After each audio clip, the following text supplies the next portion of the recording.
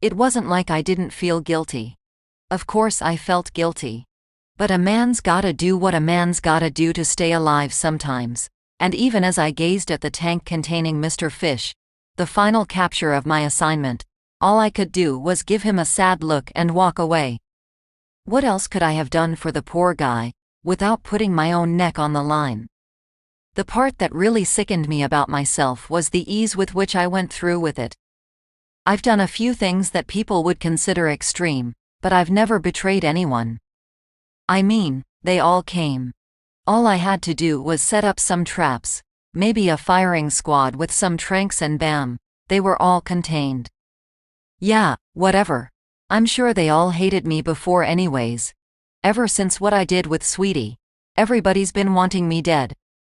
Yet, it wasn't that difficult when I captured her this time. There she was, walking through the forest, a gun in her hand that seemed so out of place in such dainty little fingers. She was searching for me. I came out from my hiding spot and looked her over. She was still as beautiful as she had ever been, and I couldn't help but feel a little flustered. Hello. Afternoon. And she began to pull the trigger. But no one is quicker than me. Even as her first shot whizzed by my head, she collapsed. I'm not sure why I risked myself like that. Maybe I just wanted to talk with her one more time. I leaned over and pulled out the dart from her neck. And then I just stood there for a moment, looking over her prone body.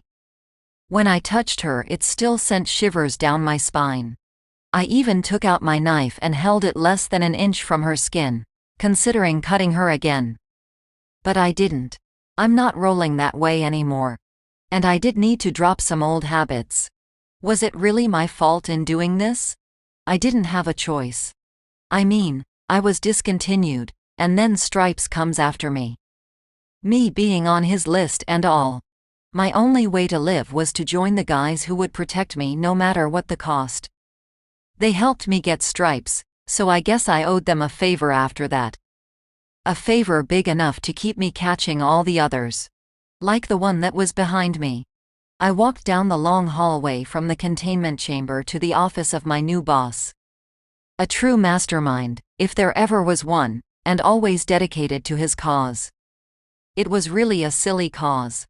Secure, contain, and protect. What kind of bullshit was that? I opened the door to his office. He's caught, boss, I said to the man behind the desk. Oh, good work, said the man. I suppose I'll be taking my leave now. I nodded to the man. Oh, not so fast. We can't just let you go like that. Can't say I wasn't expecting that. Still, there were other ways out. I've done my job.